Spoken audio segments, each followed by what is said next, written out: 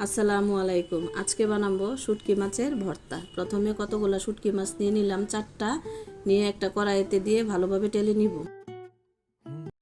এই তো কড়াই গরম হচ্ছে, এই যে এখন একটু উল্টিয়ে দিব আস্তে আস্তে, না হলে মাছগুলো ভেঙে যাবে।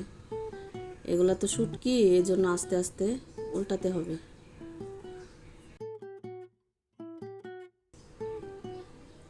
এখন কতগুলো মরিচ নিলাম, 10 থেকে 12টা মরিচ হবে, শুকনা মরিচ।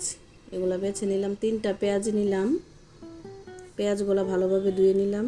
এখন মরিচগুলা পাটায় দিয়ে জাকা নাকা করে বাটতে থাকবো। এই তো বাটতে বাটতে বাটতে বাটতে এখন দিয়ে দেব শুটকিগুলা।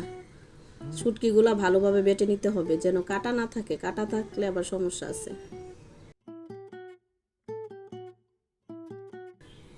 এবার দিয়ে দিলাম কতগুলা দেশি ধনিয়া পাতা, দিয়ে আবার বেটে নিব।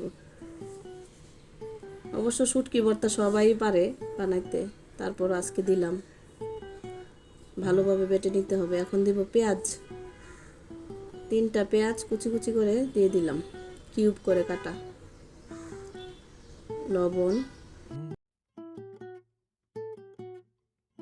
দিয়ে আবার বেটে নিব।